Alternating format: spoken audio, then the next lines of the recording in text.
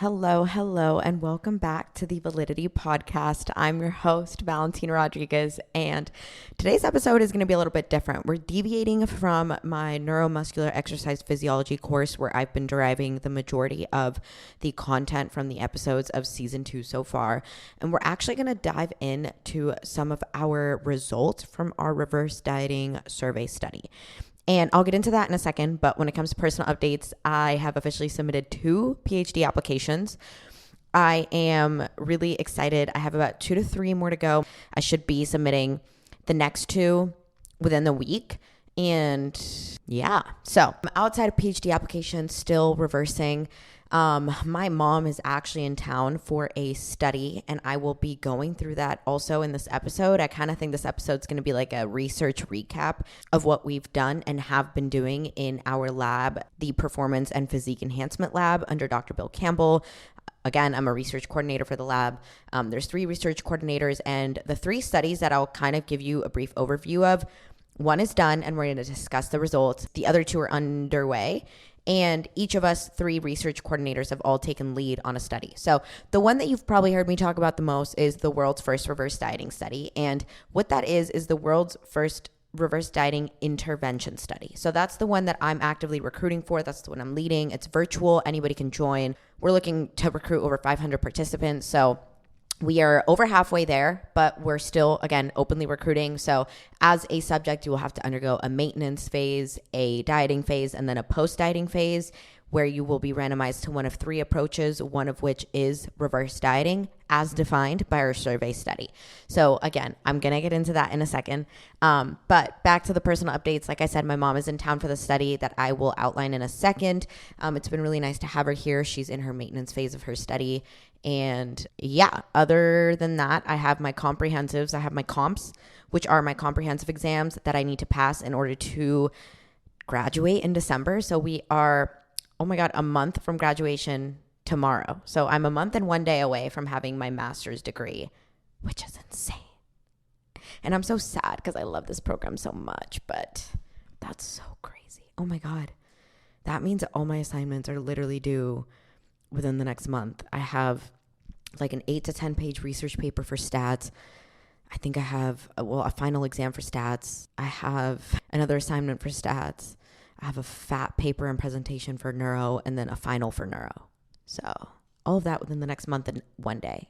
That's crazy. Plus all my PhD applications. So needless to say, we're in the thick of it still, but slowly and surely we'll be on the other side of it, which again is crazy. So basically, like I said, 3 studies going on in the lab, and 2 of them are reverse dieting based, and 1 of them is in person, and it is the rapid fat loss study, and that's what my mom is doing. So I'm going to go through that, and then we'll get into the reverse dieting research in a second. So basically, if you guys recall, one of my very first episodes, I think it must have been episode 2 or 3, it was called Rapid Fat Loss Strategies. I really recommend re-listening to that if you want a full in-depth overview of the original study that we're replicating in this lab. But essentially, there was a study done on obese males in which they underwent a very, very, very extreme 4-day dieting protocol that consisted of walking 8 hours a day and consuming calories only from protein. And it was very low calorie. And I can't remember the exact amount that they were eating, but I want to say it was like around 1.6 grams of protein per kilogram of body weight. So they were only consuming protein. I want to say like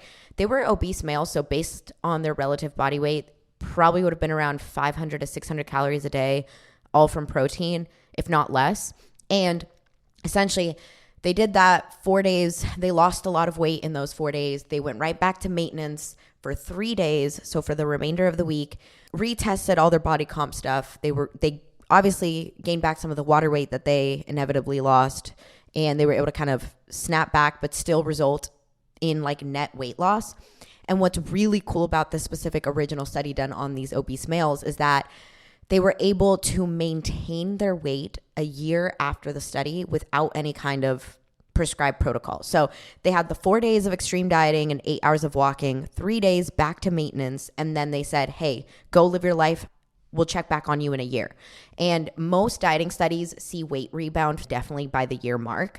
And this dieting study found that these obese males were able to maintain their weight loss without any prescription. Like they said, do whatever you want. And they actually maintained a significant amount of their weight loss that they induced in just 4 days. So The rapid fat loss study that we did in our lab, led by my friend and my colleague and other research coordinator, Landon, is kind of replicating that same protocol, but in women, and in women in different phases of menopause. So I think we have some premenopausal subjects, perimenopausal subjects, postmenopausal subjects, and postmenopausal subjects on HRT.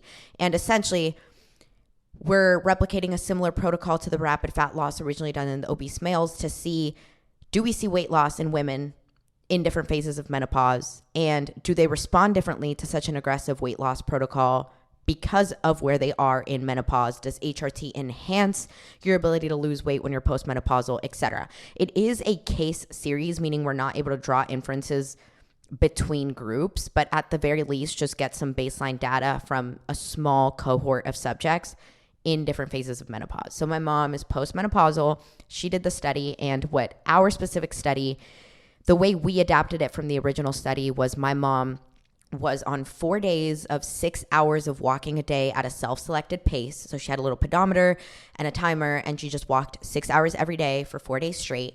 And her diet consisted of 1.6 grams of protein per kg of body weight. And my mom is itty bitty like me. She is like 5'1", 52 kg, something like that is how she started. So she was only on 85 grams of protein a day, which came out to 340 calories a day, all from protein. And she was given a maximum 100 calorie buffer to account for like the trace fats that are in like chicken breasts, the trace carbs that might be in a scoop of protein powder, but mostly like she was only consuming protein, 340 calories a day, 6 hours of walking, 4 days straight. She got her body composition and her RMR tested before starting the study on day 1. So we did BOD-POD, bioelectrical impedance, or BIA, which is like the in-body assessment. We did skin calipers and ultrasounds, and she did an RMR test. She did the 4 days of the 340 calories a day, all from protein, 4 hours of walking, came back, and then got retested. And we will analyze those results at the end of the study. But after the 4 days of the extreme protocol, she is doing 3 days of maintenance. So back to what she was eating before and resuming her normal resistance training and just normal exercise activities. She's a freak. I say that in the best way. I love using the word freak. She's a freak because after doing 24 hours of walking in the span of 4 days, her first day of maintenance, she goes, I'm going to walk 30 minutes after my workout. I was like, freak. Literally, I would probably be bedridden, but she was told to recommence her normal resistance training and exercise protocols. And she normally does lift and walk at least 30 minutes to an hour every day, whether that be on a treadmill or walking the dogs, etc. My mom is very fit. She is literally like the slay of my life. So that's what she did. She's currently on her second day of maintenance. So in 2 days, we will go back early in the morning, get her post testing after the maintenance, and then she'll be back in a month and we will see kind of where everything leveled out. Because after her 3 days of maintenance are done, she is going back home. She lives in Texas right now, so she's going back to Texas, and she's going to be instructed to just do whatever she wants. There's no specific protocol like the original study, and we will see if the weight loss that she saw from the 4 days of that very extreme protocol, was it all body fat? Was it some muscle mass? Was it all water? Was it able to be maintained after 3 days of maintenance? And more importantly, was she able to maintain any of that weight loss after a month of not having to do anything specific, like not being instructed to do anything specific? So that's what my mom is in town for, and that is one of the ongoing studies in our lab right now. The other 2 studies, as I've mentioned, are reverse dieting related. And I know I talk about the one I'm actively recruiting for, the study that I'm leading. I talk about it being the world's first reverse dieting study, and that's true, but I should say it's the world's first intervention study on reverse dieting, because technically the world's first study on reverse dieting period was our survey study that was led by my friend and colleague Gretchen. If you watch my YouTube videos, you definitely know who she is. She's like one of my best friends. She led our survey study on reverse dieting that actually helped us define reverse dieting as we use it in the intervention study that I'm leading. So essentially, we started last year when I first got to USF, and Dr. Campbell had no ongoing studies, and he said, okay, we have a blank slate. It's up to you guys as research coordinators and leaders to come up with research ideas, bring them to the research team, which is another 20-something members, and completely create these studies from the ground up, design them from the ground up, from IRB protocols to recruitment materials to data collection spreadsheets to everything, design them from the ground up. I'm obviously here to guide the process, but this is you guys. And Dr. Campbell gives us a lot of opportunity and a lot of agency to really do what we want with his guidance. And it's absolutely invaluable. He's like the best mentor that I think any of us could have ever asked for. I don't think any of us, like, we would not be able to shut up if somebody told us, what do you like about Dr. Campbell? So there's that. But essentially, we were interested in reverse dieting, and in the field, in the world of bodybuilding, in the world of fitness, of lifestyle fitness, of physique athletes, of just kind of the world that if you're listening to this podcast, you're probably at least tangentially related to. You've probably heard of reverse dieting, and you probably know that it's when people diet, they increase their calories slowly to like theoretically maintain some optimal body composition after a diet, because you diet, your calories are in the ground, your cardio is super high, and then what do? And most people have probably heard like, oh, you reverse diet. So we're looking into the literature about reverse dieting. We're trying to see what studies, what's been done, and we come up basically entirely blank. Reverse dieting is not operationally defined anywhere in the literature. It's not been really documented in the literature. There are a couple documentations of like refeeding diets and things like that, but nobody has said, hey, this is a reverse diet. These are the effects. This is what it looks like. This is what the increases should be. Like, there's no definition, no formal use of reverse dieting in scientific literature, in scientific studies published anywhere. So as we were looking to create and design the study that's recruiting right now, the one that I'm leading, the intervention study, we said, okay, if we want to test if a reverse diet is efficacious at mitigating weight regain or at preventing body fat regain after a diet, what are we going to do for the reverse diet? Like, how are we increasing people's calories week after week? Like, are we just going to decide a number that sounds good? Because there's no place in the literature that tells us, hey, this is how much you should increase calories when you're reverse dieting. This is how much you should decrease cardio. Like, there is no guidance in the literature. And so we said, okay, who are we to just arbitrarily decide, hey, we're just going to increase them by this many calories because this is what my coach had me do. We said, rather than just trying to arbitrarily decide, because again, who are we? Let's do a survey study. Let's actually survey the world of coaches that are implementing reverse dieting, and let's see what they actually report doing, and let's publish it, and let's get an operational definition out there. And so we did. And again, this one was led by Gretchen. We have 2 abstracts that we were able to already publish from it. The manuscript is currently, I think, in submission for publication. And the 2 abstracts that are fully published, there's a qualitative and a quantitative. And essentially with the survey study, we surveyed many coaches. I can tell you right now that 82% of the coaches that we surveyed were lifestyle or general population coaches. 12% were physique athlete coaches. 4% were strength athlete coaches, and 2% were team sport or athletic performance coaches. So again, we surveyed a lot of coaches, and the majority of them were coaching just lifestyle people who just wanted to get fitter and improve their body. The other greatest percentage, but definitely not nearly as many, were like physique athletes. And we asked them many questions. We sent out a Qualtrics survey, and we asked them anything from how are you increasing calories, how are you managing cardio, to how long are you reverse dieting your athletes for, to why are you reverse dieting, when would you stop a reverse diet. We asked a bunch of questions, so let's get down to the results and tell you what matters. So according to the first ever attempt to define reverse dieting in the literature, coaches who implement a reverse diet are increasing calories differentially for females and for males. And what we found is that on average, they increase females' calories by 11.7% per week, and they increase males' calories by 8.5% per week.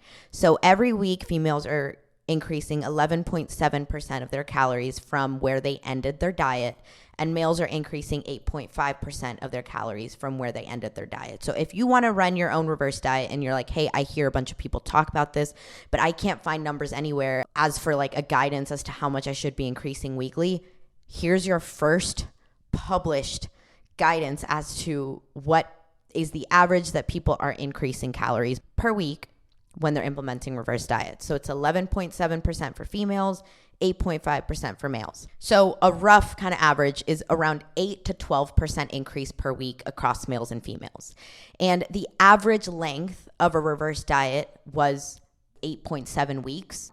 Most coaches, 74% of coaches reported reducing step count or reducing cardio, increasing calories around 8 to 12% every week for an average of 9 weeks. So there's that.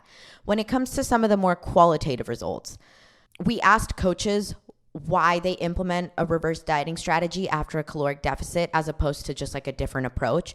And the majority of coaches responded that it was for developing sustainable eating habits.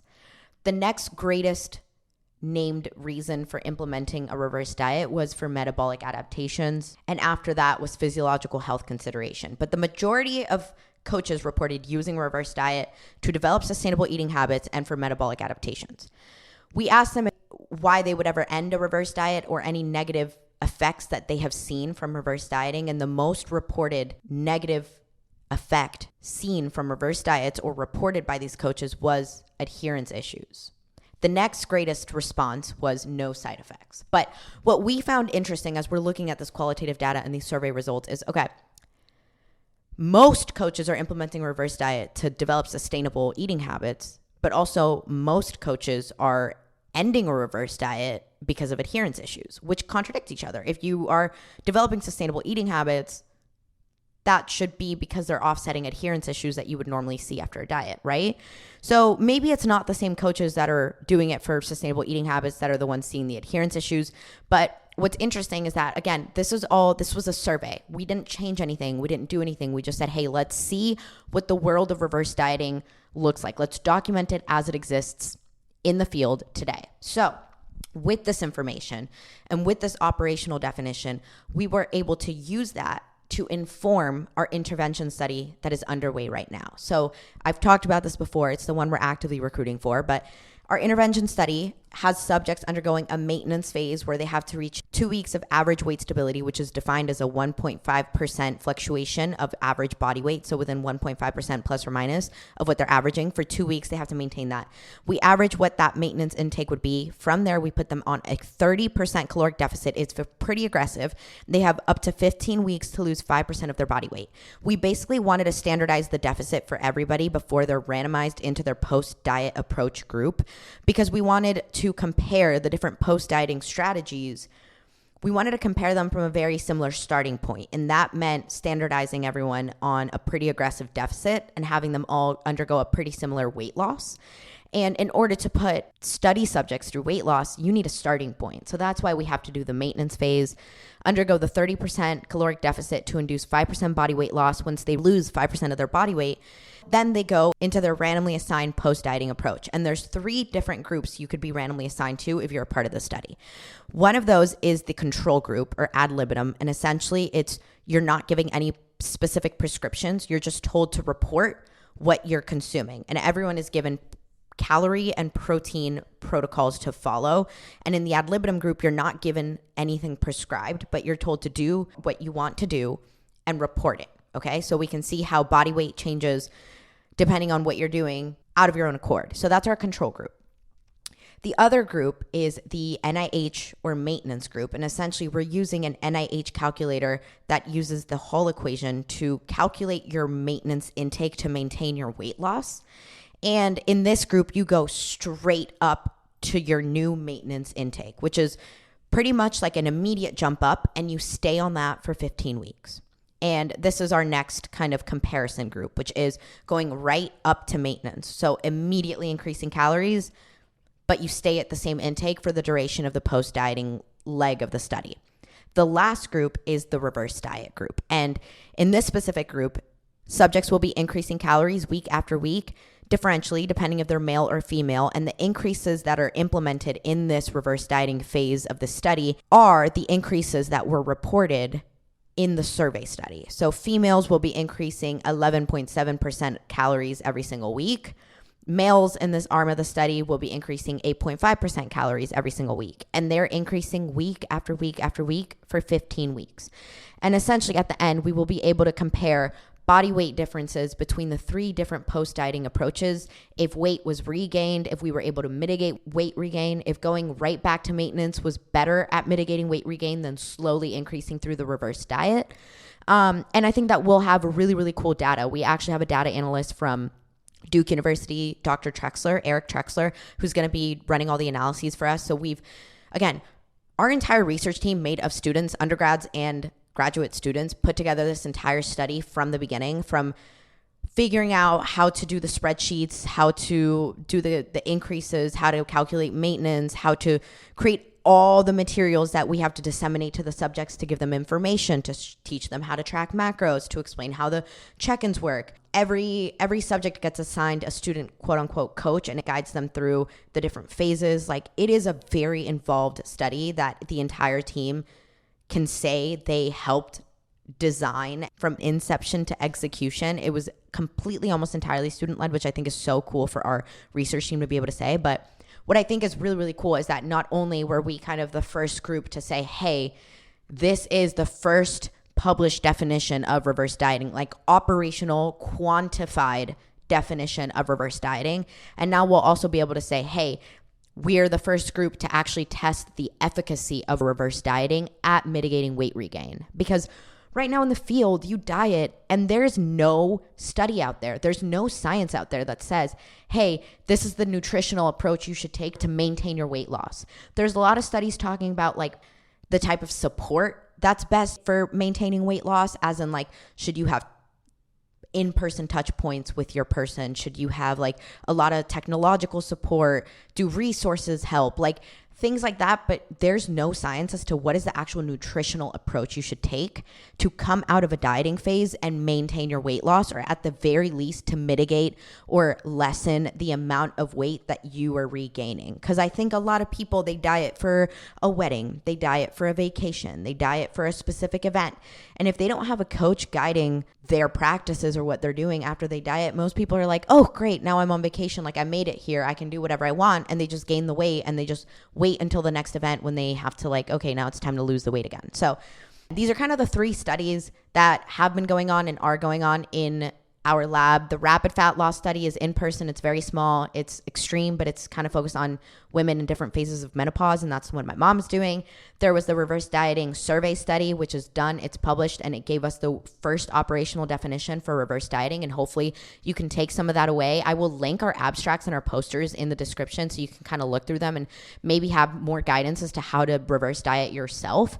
And then our reverse dieting intervention study, and that's one that's ongoing right now. We're actively recruiting for it. Again, maintenance, diet, and then post-diet phase. It's really cool. It's really big. And hopefully if you want to be a part of it, the recruitment email is also linked below. So that's today's episode. It's all about the research that's going on in the lab and a lot about reverse dieting and what we currently know and what our studies kind of told us. And I know it wasn't like lecture content, but I still think that this is probably really valuable. So hopefully you guys enjoyed it. Let me know if you have any questions. All my contact information is linked below. And with that, I will see you in the next episode.